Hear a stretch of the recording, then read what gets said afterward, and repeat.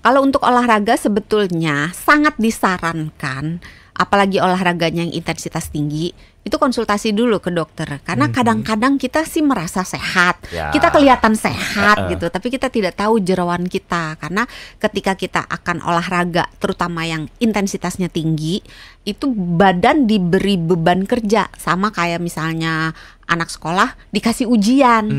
Nah kalau misalnya dia nggak dikasih ujian, cuman sekolah biasa aja, kan nggak ketahuan nih anak ini pinter atau keteteran. Begitu dikasih ujian, ya langsung ketahuan. Sama seperti badan. Kalau memang di dalam aktivitas sehari-hari yang tidak menuntut si jantung, si paru-paru bekerja dengan keras, kerja lembur, kerja ekstra, maka nggak kelihatan bahwa ada gangguan di jantung, bahwa ada gangguan di paru-paru. Maka sebaiknya sebelum melakukan olahraga, konsultasi dulu ke dokter.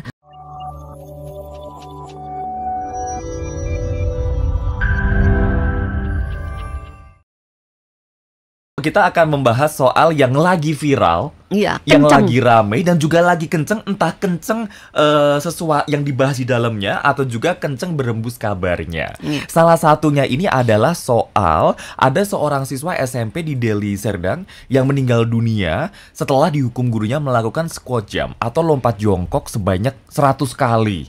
Yang sampai meninggal dunia. Artinya ini bisa ada banyak yang bilang juga, netizen ini kasihan juga kalau si siswa ini memang jarang olahraga atau hampir nggak pernah olahraga, tiba-tiba disuruh olahraga dengan intensitas yang tinggi, kan kasihan tubuhnya.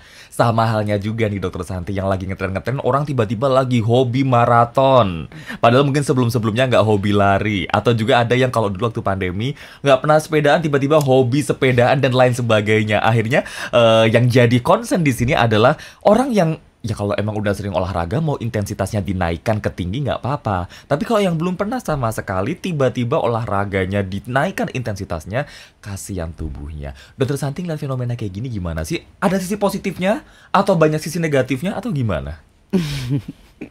Sebelumnya mengucapkan turut berduka cita Iya, juga dong tentunya, untuk keluarga tentunya. besar, Betul. murid di Sumatera. Mudah-mudahan tidak terulang kembali dalam sejarah dunia pendidikan di Indonesia, sebenarnya di seluruh dunia sih.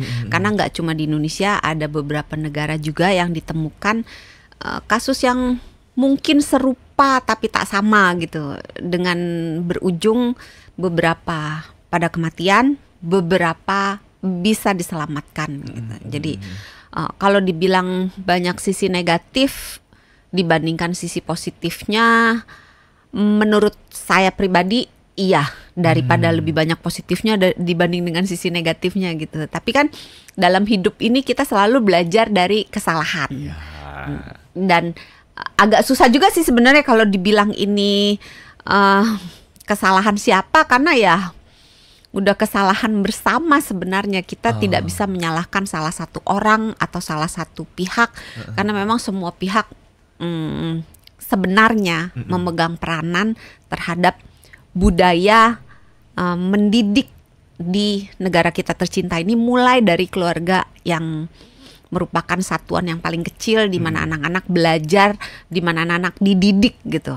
Dari mulai kecil, mulai bayi. Nah, cobalah kita sama-sama belajar, sama-sama menjadi lebih baik kemudian hari. Wih, bijaksana ya. Makanya tiba-tiba kayak seorang Dokter Santi. Oh, dari intonasinya udah kembali ke Dokter Santi yang sesungguhnya. Oke. Nah, itu kan akhirnya yang jadi sorotan highlight itu adalah kayak ya tadi, ini kasihan kalau orang ini jarang olahraga atau nggak pernah olahraga, tiba-tiba intensitasnya dinaikkan ke tinggi. Ya. Atau ada yang banyak bilang juga kalau mau istirahatnya sahabat Nora atau siapapun, kalau olahraganya mau tiba-tiba intensitas tinggi juga harus pemanasan dan juga lain sebagainya. Ini kan yang kita bahas di sini adalah soal squat jump-nya atau juga olahraga dengan intensitas tinggi dan juga lain sebagainya. Kita ngomongin dari si olahraganya dulu kali, Dokter Santi ya. Olahraga itu emang dianjurkan, sangat dianjurkan sekali untuk kita supaya sehat katanya. Bekalnya selain sayur tapi bukan juga katanya loh, memang emang sih iya sih. Semenjak olahraga jadi kelihatan mudaan dikit. Iya, badannya juga bagus loh sekarang. Amin. Sahabat Sonora, kalau yang belum pernah melihat Haria secara langsung, itu secara langsung maksudnya. Cobalah kalau ada acara-acara off air Sonora, dateng lihat Sonora, lihat Mas Haria. Badannya sekarang. Udah nggak sia-sialah jadi anak angkatnya Dokter Santi. Udah aku mau nge-gym lagi deh kalau gitu. Iya. Sebelum olahraga, kondisi tubuh seperti apa yang diperbolehkan kita boleh olahraga? Karena Haria juga inget banget waktu itu Haria bilang ke Dokter Santi, iya nih badan lagi kurang enak gini-gini. Berarti kalau gitu jangan olahraga dulu. Cuma sometimes kan ada orang yang nggak pakai konsultasi, demam dikit-dikit doang, capek dikit-dikit doang, hanya tetap digas. Jangan dimanjain. Iya, yang itu jangan olahraga, tetap olahraga. Nah, dalam kondisi tubuh seperti apa sih kita ini boleh bergerak fisik yang intensitas tinggi atau juga olahraga ini? Sebenarnya kalau untuk olahraga dulu ya, yang intensitas tingginya disimpan dulu. Kalau untuk olahraga sebetulnya sangat disarankan, apalagi olahraganya yang intensitas tinggi, itu konsultasi dulu ke dokter. Karena kadang-kadang kita sih merasa sehat, kita kelihatan sehat gitu, tapi kita tidak tahu jeroan kita. Karena ketika kita akan olahraga, terutama yang intensitasnya tinggi, itu badan diberi beban kerja, sama kayak misalnya anak sekolah dikasih ujian. Nah, kalau misalnya dia nggak dikasih ujian, cuman sekolah biasa aja, kan nggak ketahuan nih anak ini pinter atau keteteran. Begitu dikasih ujian, apalagi ujian mendadak. Nah, kalau misalnya anaknya ini memang agak lamban atau dia tidak siap, tidak belajar, ya langsung ketahuan. Sama seperti badan. Kalau memang di dalam aktivitas sehari-hari yang tidak menuntut si jantung, si paru-paru bekerja dengan keras, kerja lembur, kerja ekstra, maka nggak kelihatan bahwa ada gangguan di jantung, bahwa ada gangguan di paru-paru. Maka sebaiknya sebelum melakukan olahraga, konsultasi dulu ke dokter. Dan juga ada beberapa jenis olahraga yang tidak cocok untuk sekelompok orang. Misalnya tadi Haria bilang lari maraton gitu kan. Nggak semua orang boleh lari. Jadi jangan tiba-tiba FOMO kayak temennya lari, ikutan lari, padahal kita nggak tahu kondisi tubuh kita kayak gimana. Iya, jadi karena setiap orang kan punya jeroan yang beda-beda, punya kemampuan fitness level yang beda-beda, punya penyakit yang juga mungkin beda-beda gitu. Jadi harus disesuaikan. Olahraga itu sifatnya personal, sama kayak baju. Mungkin baju yang baggy-baggy yang besar-besar cocok untuk si A, tapi si B kalau dia pakai baju besar-besar malah bentuknya jadi aneh gitu. Olahraga juga gitu. Setiap orang punya olahraga yang cocoknya apa, yang sukanya apa, itu beda-beda, dan itu harus dicari. Oke, kita harus cari tahu daripada nanti di belakangnya kita yang sakit atau kita yang kenapa-kenapa. Menyesal. Nah, tapi kalau dilihat, itu kan kita harus konsultasi tuh kan ya. Kalau yang non konsultasi, yang mungkin bisa oke lah mau olahraga yang tipis-tipis aja deh gitu, bisa nggak? Nah, kalau cuma olahraga yang tipis-tipis kayak Haria bilang, itu oke. Misalnya olahraga dengan aktivitas yang ringan, yang cuma sekedar jalan santai, itu hampir sebagian besar lah, itu tidak kondisi apapun oke lah ya. Iya, harusnya kondisi apapun oke. Nah, tetapi kalau memang kita tidak mau konsultasi ke dokter, mungkin bisa diambil jalan yang sedikit lebih baik daripada tidak gitu.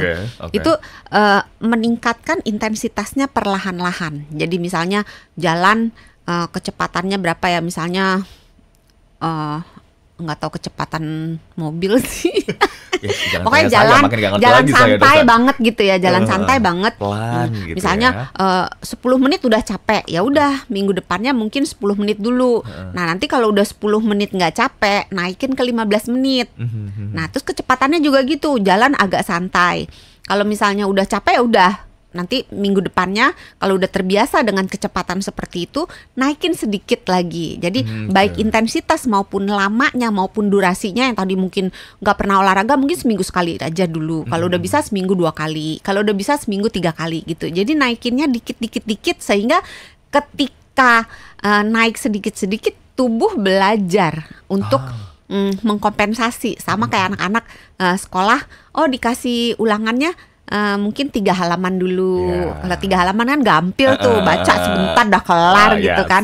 Daripada langsung ujian, belum pernah belajar langsung ujian akhir tahun misalnya 1 buku gitu kan, itu setengah mati kan gitu. Jadi dikit kalau mau ambil jalan aman mungkin seperti itu. Terus yang kedua, kalau misalnya ada keluhan, ya jangan patokannya no pain no gain.